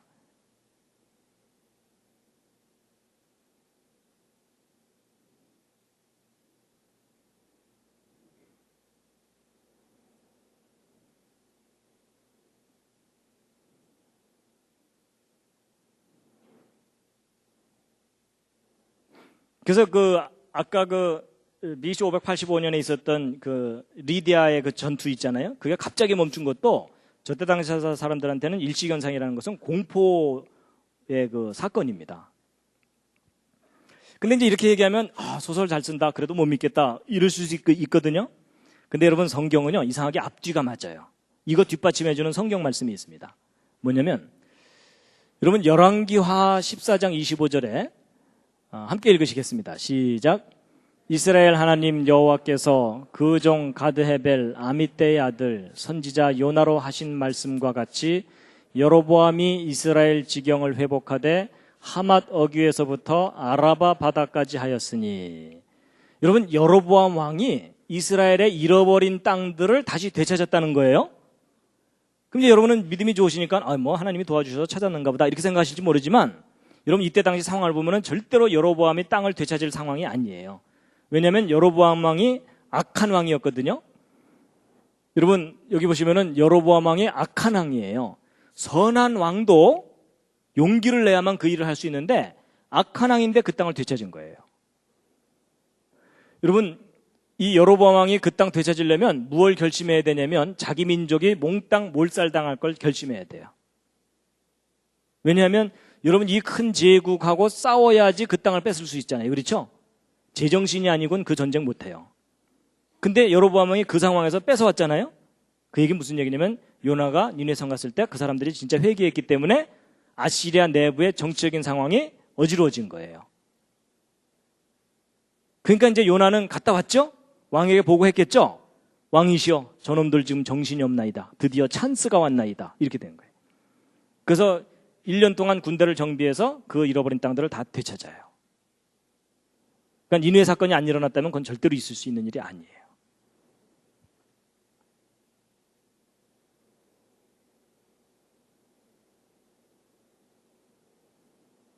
그래서 이제 이 하나님께서 그 일시현상을 통해서 요나 때 그 니느웨 성을 회개시킨 사건이 있었을 거다라고 지금 아주 가능성이 높다고 지금 보고 있는데요. 그래서 결국 하나님께서 말씀하신 재앙을 내리지 아니하셨거든요. 누가 신경질이 났겠습니까? 요나가 신경질이 났어요. 그래갖고 보세요. 성경을 보면은 요나가 심히 싫어하고 노하여 이렇게 돼 있어요. 그래서 그 밑에 하는 얘기가 뭐냐면 겉봐요. 내 이럴 줄 알았다니까요. 이런 거예요. 내가 그래도 A급 선지자인데 내가 여기까지 안 왔어도 하나님께서 여기 망하지 않게 하실 거라는 걸 내가 뻔히 알았기 때문에 내가 여기 오나 안 오나 안 망하게 하실 걸 내가 뻔히 알았으니까 차라리 도망간 겁니다. 이런 얘기를 하는 거예요. 거기서 끝나면 다행인데 요나가 뭐라고까지 하는지 아세요? 차라리 내 생명을 취하소서. 이게 뭐예요? 차라리 죽이세요. 뭐 이런 거예요. 근데 여러분 하나님께서요 너 왜 성내냐 이러면서 요나를 달래시거든요. 제가 저 부분을 보면서 선지자도 급이 있구나. 여러분 보통 선지자가 하나님께 저 정도 대들었으면 그 선지자 어떻게 되죠? 번개가 번쩍하면서 숯덩어리가 돼요. 그렇죠? 근데 하나님께서 막 요나를 달래시는 거예요. 그래서 이 요나와 하나님과의 그 끈끈한 관계, 선지자가 되려면 저 정도는 돼야 되는구나 느꼈는데, 근데 이제 그 다음에 또 코미디가 또 있습니다. 요나가 성에서 나갔어요. 그가 이제 가기 싫은 데 갔으니까 나가는 거 맞죠? 그 다음에 성 동편에 앉았어요. 그것도 뭐 잠깐 쉴 수 있죠? 근데 이제 그 다음에 또 문제예요. 자기를 위하여 초막을 지었대요. 요나가 무엇을 결심한 거겠습니까? 장기 불법 체류를 결심한 겁니다. 그렇죠? 초막까지 지었다는 얘기는 이게 하루 이틀 머물 상황이 아니란 얘기죠? 자, 여기서 제가 퀴즈를 하나 드리겠습니다. 요나가 도대체 니느웨 성에 며칠 동안 머물까요? 아까 읽은 성경 말씀 중에 힌트가 있는데요. 40일이요. 왜 40일이죠? 40일 지나면 망한다고 했으니까. 그럼 요나는 결국 이 40일까지는 보고 가야 돼요. 맞죠? 저놈들이 지금 초기 증세일 거다. 이러면서. 조금만 지나면 또 해롱해롱 해갖고 결국은 망할 거다. 뭐 이랬을 수도 있고, 내가 예언을 40일이라고 했으니까 정말 어떻게 되나 보자 하고서 기다렸겠죠? 그래서 여러분 40일 동안 니느웨 성을 머물다가 돌아가거든요? 근데 여러분 그게 예언이라는 거 아세요? 예수 그리스도에 관한 예언이에요. 그게 어디에 나오냐면, 여러분 이제 그 40일 지나면 망한다고 아까 외쳤었잖아요? 이 40일이 예언인데, 여러분 요나가 니느웨 성을 가서 회개를 외쳤고 임무 끝났잖아요? 끝나면 바로 돌아가는데 40일을 머물고 돌아오죠.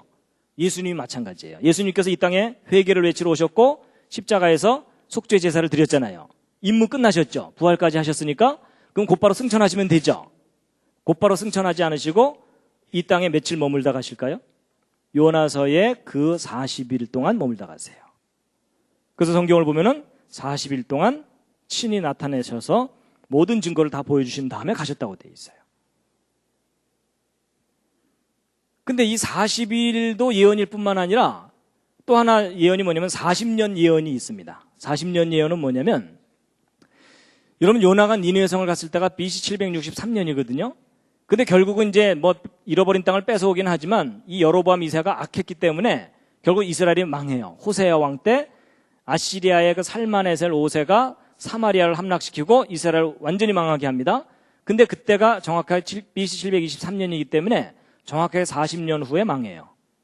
근데 저 40년 후에 이스라엘이 망한 저게 예수님 때 그대로 일어나요.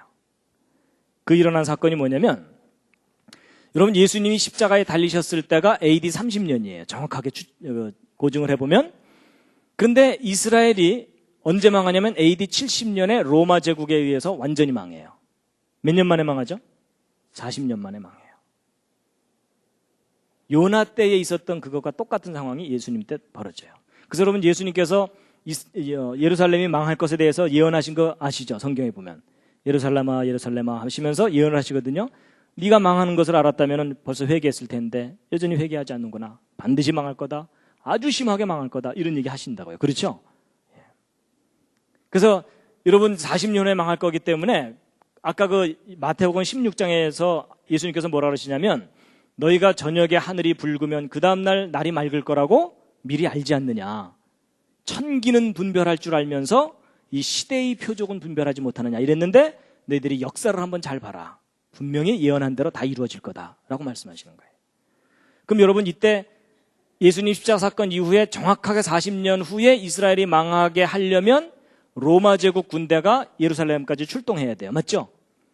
여러분 역사상 가장 강력했던 제국의 군대를 정확한 타이밍에 예루살렘에 오게 해서 망하게 하려면 로마 제국을 다스릴 수 있는 능력이 있어야 돼요. 맞죠? 그러니까 아까 하나님이 그 말씀하시는 거예요. 너희가 한번 예언해봐라. 예언한 걸 역사 속에서 이루어봐라. 너희가 그걸 이룰 수 있다면 내가 너희를 신이라고 인정하마. 근데 너희는 그걸 못하지만 나는 그 일을 한다 라고 말씀하시는 거예요. 그 대신 역사 공부 좀 해줄래? 이런 얘기입니다. 이해가 다 되시나요? 그래서 여러분 우리가 역사를 정확하게 모르면 하나님이 무슨 일을 하셨는지를 깨닫지를 못합니다. 그래서 여러분 이스라엘 망할 때 이게 그 로마의 그 티투스, 뭐 타이터스 또는 티투스 이렇게 얘기하는 티투스 장군이 예루살렘을 망하게 하거든요. 그래서 티투스 장군의 개선문입니다. 로마에 있는. 그래서 이 개선문에 가보시면요, 이 이스라엘의 그 황금 등대 옮겨가고 약탈해가는 장면이 다 이렇게 돼 있고, 그래서 이때 이스라엘의 그 포로들을 잡아다가 로마로 데리고 가거든요. 그래서 그 포로들의 노동력을 이용해서 지은 그 유명한 건물이 콜로세움입니다. 이 콜로세움이 예루살렘을 함락시키고 나서 이스라엘 포로를 잡아다가 그 노동력으로 세운 건물입니다.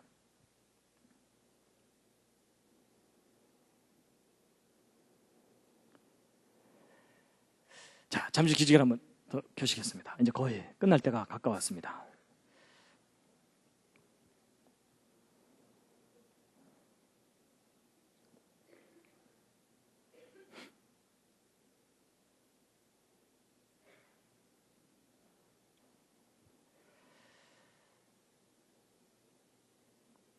자, 이 뒷부분 이야기가 더 있긴 한데요. 이건 이제 이 부분은 좀 넘어가도록 하죠.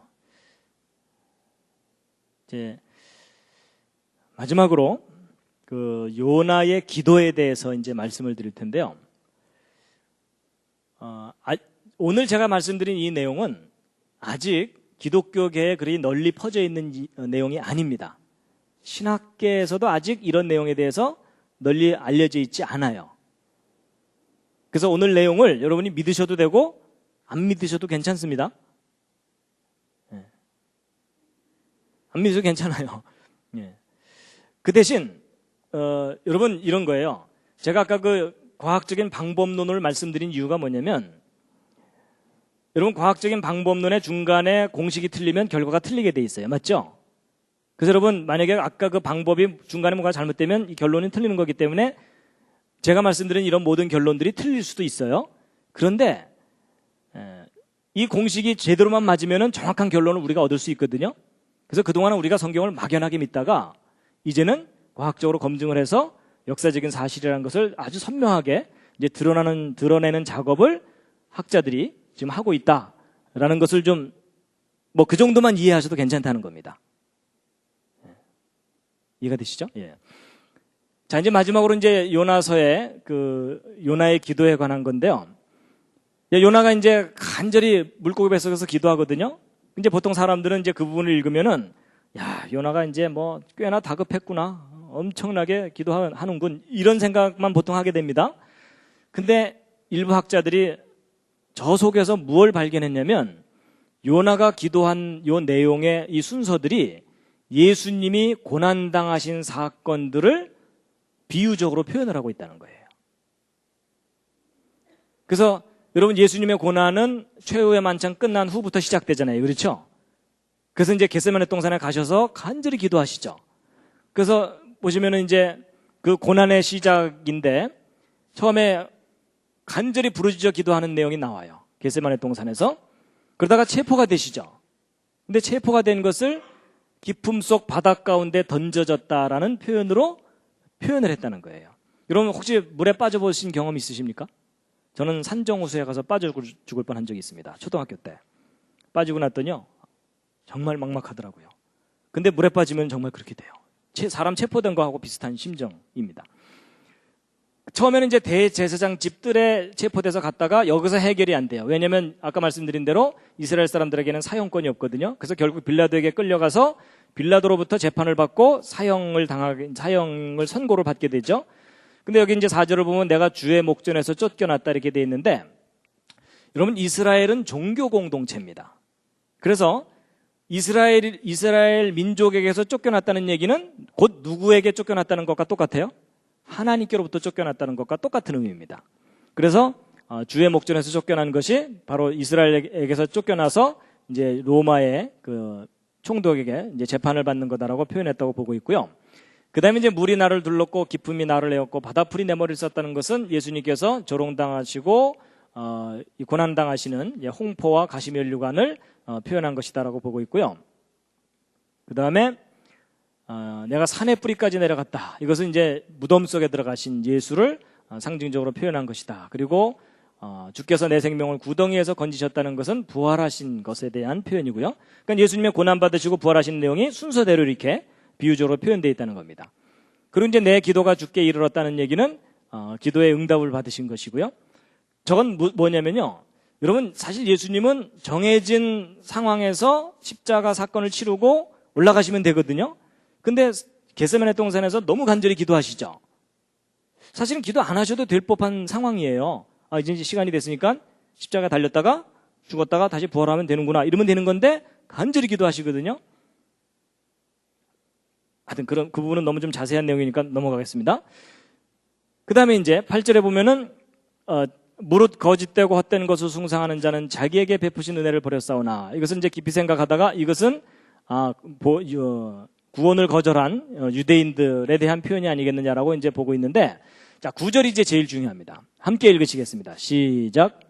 나는 감사하는 목소리로 주께 제사를 드리며 나의 서원을 주께 갚겠나이다. 구원은 여호와께로서 말미암나이다 하니라. 자, 이 마지막 부분이 정말 중요한데요. 제사 드릴 겁니다. 맹세합니다. 그리고 구원은 여호와께로서 말미암나이다 이렇게 됐는데, 이게 뭐냐면 요 윗부분은 제사를 맹세하는 거예요. 그렇죠? 그리고 이제 여기 구원은 여호와께로서 말미암나이다라는 저 문장을 한 단어로 줄이면 그게 뭘까요? 짐작하시겠어요? 저 문장을 한 단어로 줄이면 그게 뭐냐면요, 그게 바로 예수입니다. 여러분, 예수라는 이름의 뜻이 뭐냐면 오직 구원은 창조자 하나님으로부터 온다라는 뜻이에요. 그래서 여러분, 예수를 믿는다는 말은 구원은 창조자 하나님으로부터 온다는 것을 믿는 거예요. 그래서 이 문장을 줄이면 예수잖아요. 그럼 이게 뭐냐면 이게 서명이에요. 자, 그래서 여러분, 이 요나의 기도에서 무엇을 발견한 거냐면 내가 이러이러한 고난들을 당할 거다. 근데 이제 이건 이제 스토리고, 맨 마지막에 뭐냐면 맹세를 하시는 거예요. 내가 제사 지낼 거다, 맹세한다, 예수, 이렇게 돼 있어요. 그럼 여러분, 저 요나의 기도의 구조가 뭐냐면 맹세문이에요. 맹세문. 내가 이러한 고난을 당할 텐데 반드시 제사 드릴 거다, 맹세한다, 예수, 이렇게 돼 있죠. 자, 그럼 저게 이제 무슨 뜻이냐면요, 이제 이걸 어느 정도 이해하셨으면, 여러분, 아까 그 마태복음 12장에 서기관과 바리새인들이 와가지고 법적으로 따지잖아요. 네가 메시아라는 증거가 뭐냐, 내놔라, 이랬죠. 그때 예수님께서 뭐가 증거라고 말씀하셨어요? 요나의 표적밖에는 보여줄 표적이 없다 그랬거든요. 그럼 요나의 표적 속에 내가 메시아라는 결정적인 증거가 들어있다 그 얘기죠. 자, 그럼 보세요. 아까 읽은 말씀 중에 이사야서 41장을 보면은 나 여호와가 말한다. 너희 우상들 다 나와봐라. 그 대신 확실한 증거를 갖고 얘기하자 이러시죠. 자, 여러분 확실한 증거, 결정적인 증거는 예를 들면 이런 겁니다. 여러분 제가 여러분들한테 1인당 1억 원씩 꿨다고 치자고요. 조만간 갚겠습니다. 그리고 이제 중국에 가서 선교한다고 갔는데 도망갔어요. 그럼 여러분이 처음에는 뭐 이메일도 보내고 이러다가 드디어 이제 사람들을 보내서 저를 잡아올 거 아닙니까? 그래서 저를 잡아와서 이제 제가 꼬강한 돈 받아야 되잖아요. 근데 제가 이제 법정에서 잘 기억이 안 난다. 우리 교회라는 교회도 있었냐? 뭐 이러면서 제가 막 오리발을 막 내밀고 막 거짓 증인들을 막 세워요. 근데 제가 아무리 거짓 증인을 내세워도 여러분이 뭔가 하나만 법정에 제출하면 저는 유죄가 돼요. 근데 그게 뭘까요? 여러분 한두 푼도 아니고 1억 원씩을 꿨으면 제가 뭘 써줘야 돼요? 차용증서를 써줘야 되죠. 차용증서는 구조가 어떻게 되죠? 어떤 상황에서 어떻게 될 것인가를 설명해야 되고 맨 마지막에 뭘 해야 되죠? 아니 서명만 하면 안 돼요. 안 갚아도 됨 이렇게 하면 되나요? 서명만 했다고 되는 게 아니라 맨 마지막에 맹세를 해야 돼요. 제가 반드시 갚음, 맹세함, 그리고 뭘 해야 되죠? 김명현 이렇게 해야 돼요. 맞죠? 근데 그걸 써줬을 거 아니에요? 여러분이 그것만 딱 제출하면은 저는 그냥 유죄예요. 맞죠? 딴 증거가 필요가 없어요. 그럼 여러분 그 상황을 이해를 하신다면 바로 이게 이해가 되실 거예요. 내가 메시아라는 증거가 있다. 요나의 표적이 내가 메시아라는 유일한 증거다. 그 대신 자세히 한번 들여다봐라. 그 속에 내가 이 온 백성을 위해서 제사를 지내겠다는 맹세문이 그 속에 들어있다. 그 맹세문이 내가 메시아라는 결정적인 증거다. 내가 요나라는 선지자를 통해서 그 맹세문을 미리 작성해놨고 그 맹세를 이루기 위해서 이 땅에 온 메시아다 라고 말씀하시는 거라는 거예요. 앞뒤 상황이 그래요. 그러니까 예수님께서 대충 오신 게 아니라 맹세문 작성하고 이 땅에 오셨다는 얘기예요. 멋있는 분입니다. 저 같으면 맹세 안 합니다. 대충 내려왔다가 아플 것 같은데 다시 올라갔다 나중에 오자 이럴 거예요. 그렇죠? 근데 예수님께서는 맹세를 하셨어요. 그래가지고요, 여러분 겟세마네 동산에서 예수님이 왜 그렇게 간절히 기도하셨는지 이해가 되더라고요. 왜냐하면 여러분 예수님께서 이 땅에 오셔서 무슨 말씀하시냐면 너희들에게는 너희들의 때가 임의로 있지만 내 때는 정해져 있다 이 얘기하시죠. 그래서 여러분 예수님께서 이상한 행동들을 많이 보이세요. 나는 예루살렘 안 갈 거다 이러더니 그냥 뒤늦게 또 오시고 그러죠. 그게 뭐냐면은 예수님은 정확한 때에 정확하게 어떤 일들을 이루셔야 돼요. 왜냐하면 역사 속에 정확하게 예언이 되어 있거든요. 근데 정확하게 그걸 이루지 못하면 예언이 맞지 않게 돼요. 그렇죠? 예언이 맞지 않으면 누가 좋아할까요? 사탄이 좋아해요. 그렇죠? 앞뒤가 안 맞잖아요. 이러면은 하나님께서 할 말이 없는 거예요. 그래서 예수님이 정확한 때에 정확한 시간에 이 땅에 오셔서 정확한 시간에 제사를 드린 거거든요. 근데 만약에 그때 예수님께서 그래서 예수님이 겟세마네 동산에서 기도하실 때 무슨 기도를 하시냐면 주여 이 잔을 내게서 지나가게 하옵소서 이랬죠. 여러분 저 같으면 그렇게 안 하고 이것 좀 나중으로 미루면 안 될까요? 이럴 수도 있죠. 근데 지나가게 해달라는 게 뭐냐면 그 순간이 지나가면 다시는 제사 지낼 기회가 없다는 뜻이에요. 저 같으면 미룬다니까요. 근데 미뤄봤자 의미가 없는 건데 정확하게 그 순간에 제사를 지내야 되기 때문에 그러니까 목숨을 걸고 기도를 하신 거예요. 내가 이걸 반드시 이루어야 되니까.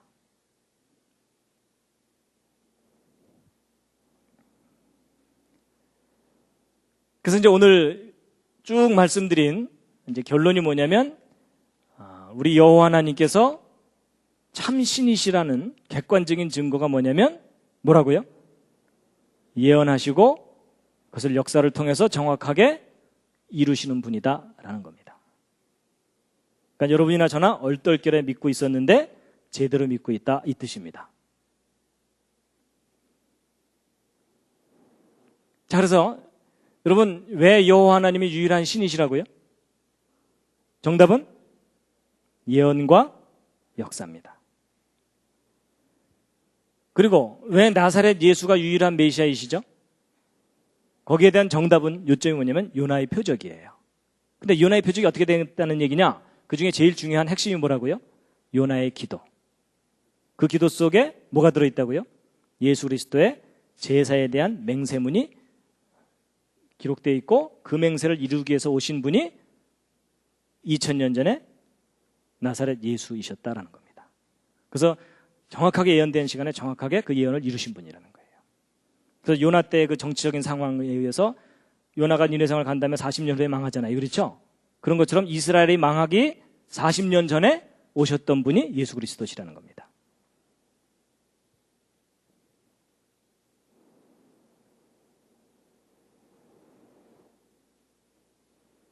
그래서 오늘의 주제는 역사를 주관하시는 여호와 하나님이었습니다. 그래서 이스라엘 민족을 통해서 마지막 꽃다발입니다.